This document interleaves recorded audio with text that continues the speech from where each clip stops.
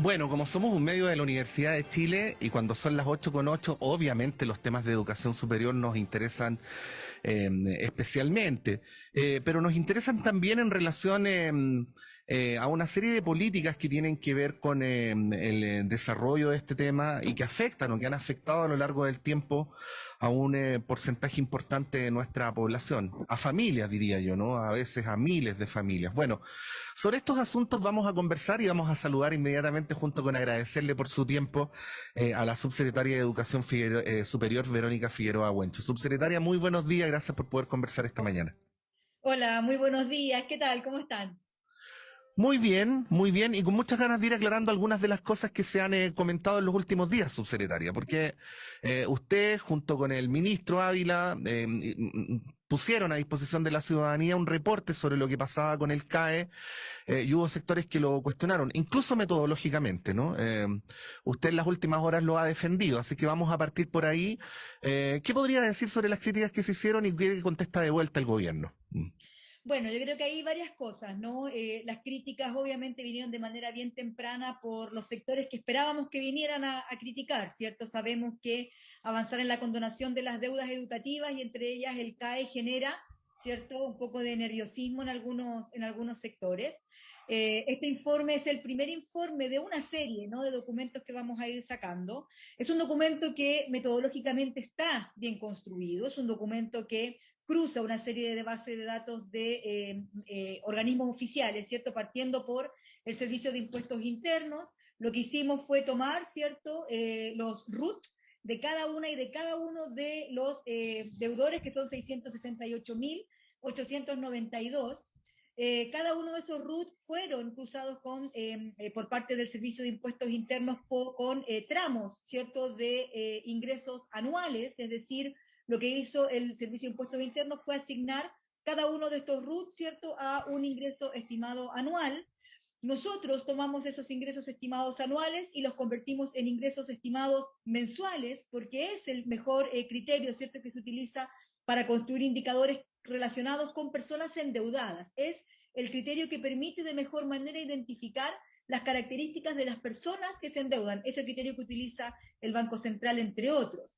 El objetivo de este informe era caracterizar a las y los deudores, no era caracterizar sus niveles de ingresos, sino que lo que nos interesaba es identificar, ¿cierto? Además, ¿no? De los ingresos, y que incluso es bien interesante pensar, ¿verdad? No solamente el nivel, ¿cierto? Bajo de ingresos, sino Ujú. además caracterizarlo y cruzarlo con datos de género, de morosidad, quintiles, de donde provienen las personas deudoras, y romper con el mito efectivamente de que las personas deudoras del CAE son personas que tienen altos niveles de remuneración, y eso también nos lleva a repensar varias cosas, ¿cierto? Pero que también está en consonancia a propósito de las críticas que salieron de manera bien madrugada, ¿verdad? Cuando lanzamos el informe, que es muy consistente con, ¿cierto?, el informe que hizo el propio INE, ¿cierto?, la encuesta suplementaria de ingresos, que muestra que el 50% de la población en Chile gana menos de 458.000 pesos. Yo creo que en el Mm. fondo lo que viene a mostrar esta radiografía es quizás dar cuenta de algo que a un sector de la sociedad todavía, ¿no? Le molesta evidenciar. Y es que efectivamente vivimos en un país muy desigual, vivimos en un país donde la inequidad se expresa en múltiples aspectos. La educación superior ha sido uno de ellos, cuando hablamos sobre todo de una educación de mercado.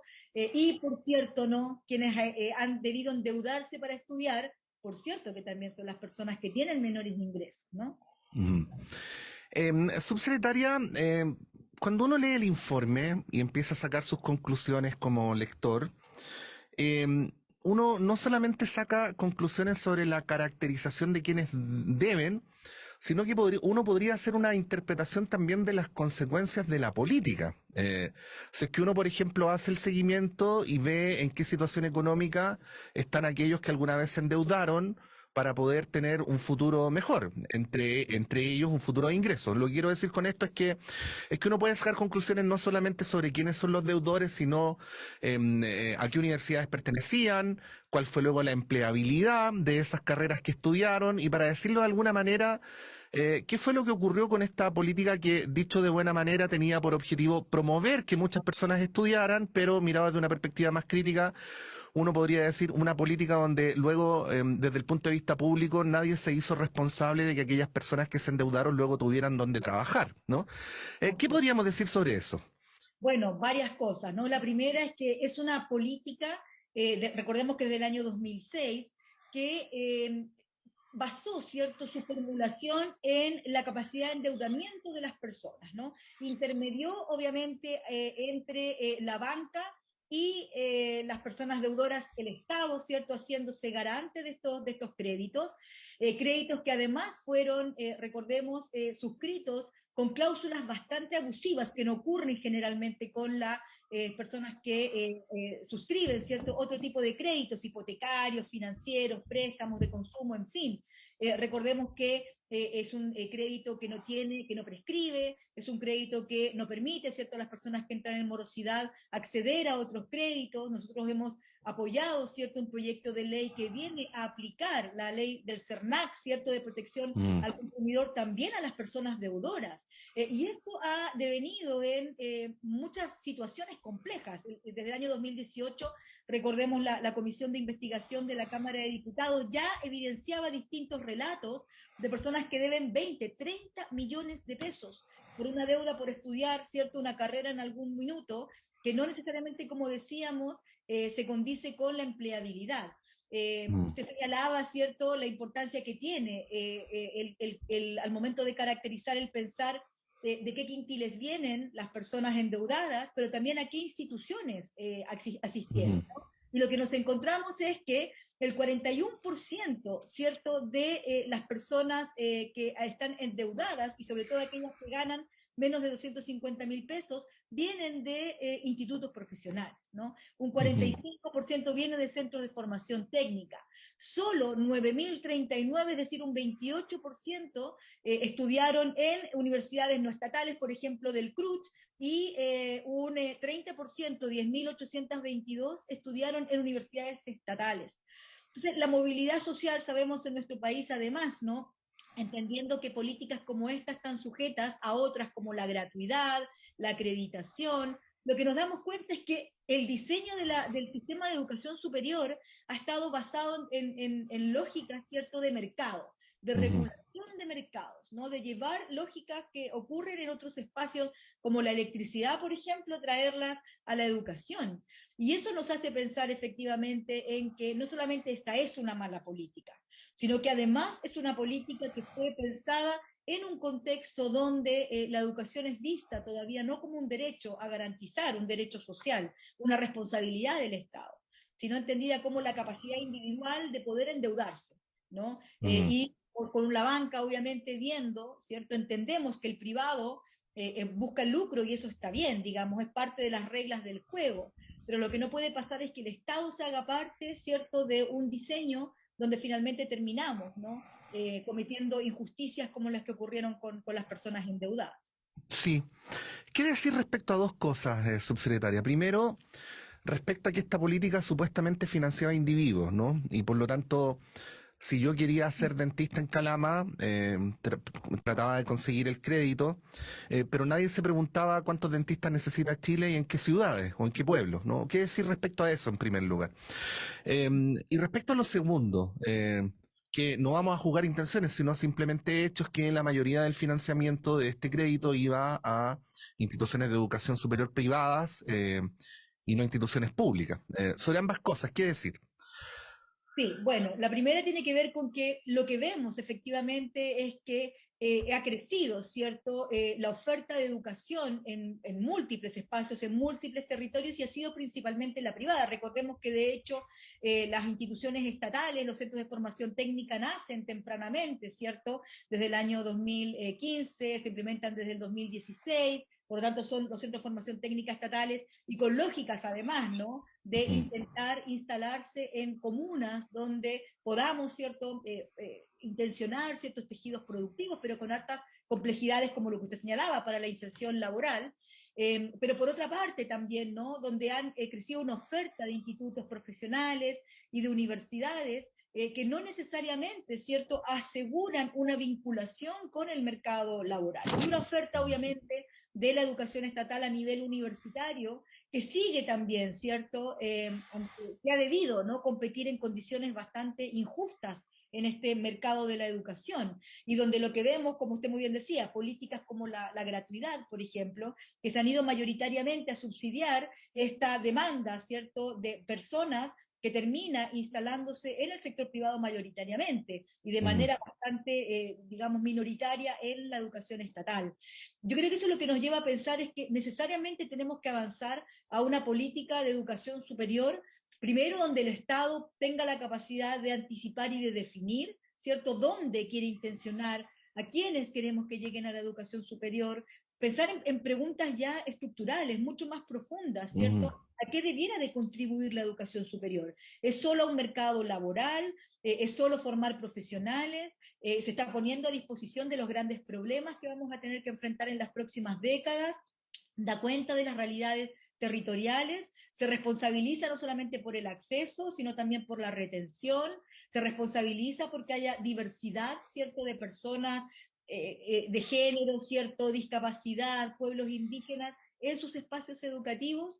Creo que hoy día estamos un poco enfrentando esos dilemas, ¿no? Subsecretaria, y respecto a eso, y teniendo absolutamente claro que usted no puede pronunciarse respecto al plebiscito, pero todo esto que usted señala tiene algunas limitaciones actualmente por el rol que la Constitución le otorga al principio de la libertad de enseñanza, ¿no? Así es, y además entendido, sobre todo en la educación superior, con altos niveles de autonomía que tienen las instituciones, pero donde el financiamiento se ha convertido en el gran nudo, ¿cierto? Más que políticas que intencionan quizás sentidos de la educación pública, el núcleo ha estado en el financiamiento. Y un diseño de financiamiento que pone a competir. Es un mercado, ¿verdad?, donde las personas, o sea, en este caso las instituciones de educación superior, pujan por atraer, ¿cierto?, no personas solamente, sino personas que tengan, ¿no?, determinadas capacidades de pago, en un modelo que descansa de manera importante en aranceles. Recordemos además, desde la lógica de gratuidad, a propósito de regular este mercado, el Estado debe establecer, ¿cierto?, un rango de aranceles referenciales para que las instituciones, ¿verdad?, regular de alguna manera que no se escapen con los cobros, y sin embargo así, a pesar de que de las décadas que ya lleva este modelo, lo que podemos evidenciar hoy es que no hemos dado respuesta a esos temas. Y yo más bien llamaría a perder el miedo a dar este debate, a perder el miedo a evidenciar que efectivamente el modelo de la educación superior, desde la definición constitucional hasta las leyes, ¿verdad?, que se han ido elaborando, tienen estas limitantes, tienen estas deficiencias, y es el momento, ¿cierto?, de abordar las discusiones profundas. Nuestro gobierno es un gobierno de transformación, y yo creo que eso es clave, ¿cierto? Llamar a comprender que las transformaciones siempre incomodan, y no tener miedo a esa incomodidad. Estamos conversando a esta hora de la mañana con la subsecretaria de Educación Superior, Verónica Figueroa Huencho. Bueno, subsecretaria, de alguna manera en esta parte de la conversación estamos en un puente en el que hay que pasar de un tema a otro, pero yo me atrevería a decir que es el mismo tema, por eso usé la palabra puente, porque este gobierno se ha propuesto pensar, diseñar un nuevo modelo de financiamiento, ¿no? Y le quería pedir, ya que usted también es profesora universitaria, aquí un ejercicio didáctico, ¿no? Si uno pudiera comparar algunos de los principios que inspiran al gobierno para este nuevo modelo de financiamiento con lo que hemos venido conversando en estos minutos respecto al CAE, que yo diría que es una política ejemplar del tipo de concepción que está en el modelo de financiamiento vigente. ¿Qué paralelos podríamos establecer? Sí, bueno, esa es una muy buena pregunta. Nuestro programa de gobierno decía una educación superior puesta a disposición de la transformación, ¿cierto? Sobre todo con un eje importante en la educación pública, gratuita y de calidad, que permita romper con las inequidades y las injusticias, y sobre todo que repare, ¿cierto?, las vulneraciones que han tenido personas que se han visto, familias, ¿cierto?, colectivos que se han visto impactados negativamente por esta forma de entender el financiamiento. Nosotros apostamos dentro de esa lógica, ¿cierto?, a avanzar a un diseño de un sistema de financiamiento que se basa en la justicia educativa, entender que la educación superior puede ser un espacio donde, si bien no nos podemos hacer cargo, obviamente, de las deficiencias que tenga todo el sistema, sí, ¿no? De manera, podemos ir intencionando, finalmente pensamos, formamos, ¿verdad?, a las personas que en algún minuto van pensando las políticas e intencionando los cambios. Hay 4 grandes pilares, diría yo, en el diseño del modelo de financiamiento que estamos trabajando. En primer lugar, es cómo pensamos, ¿cierto?, la condonación de las deudas, es decir, una primera lógica quizás de mejora de lo que existe, de transformación de lo que existe. Y eso pasa por pensar la condonación de las deudas educativas, ¿no? Cuál es, ¿no?, la forma de financiamiento que va a venir a suplir, ¿cierto?, una lógica basada, como decíamos, en la capacidad de endeudamiento.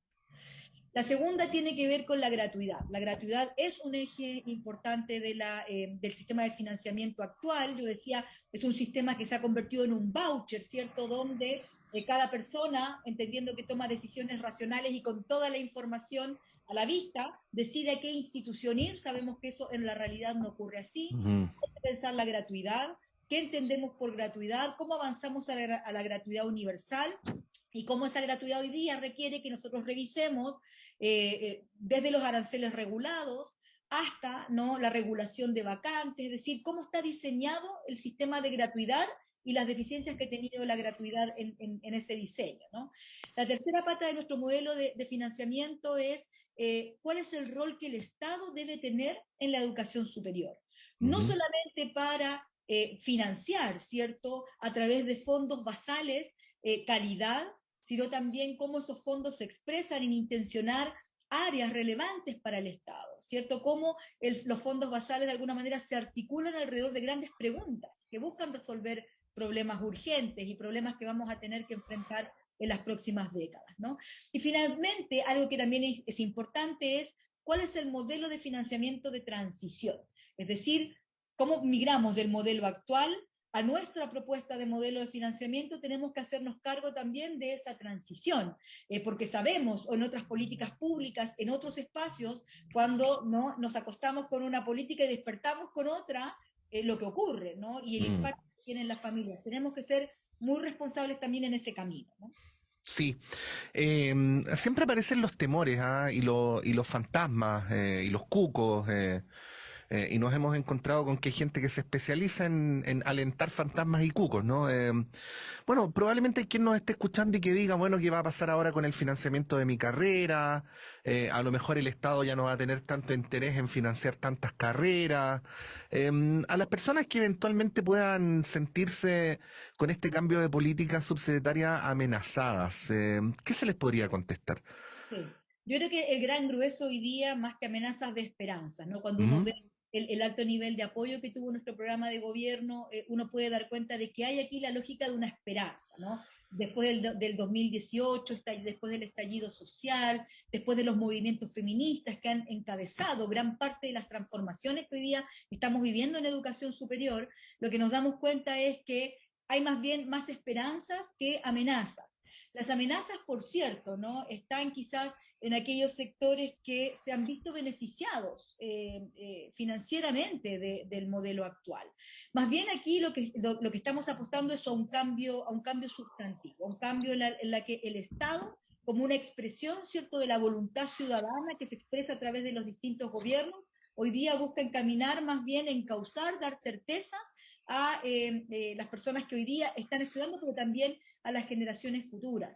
Aquí no hay ninguna política que vaya a eliminar la educación privada, que vaya a eliminar carreras o que vaya, ¿cierto?, a atentar contra el derecho también que tienen las personas a escoger, en el caso de la educación superior, cuál es, ¿no?, el sueño profesional con el que se quieren desarrollar.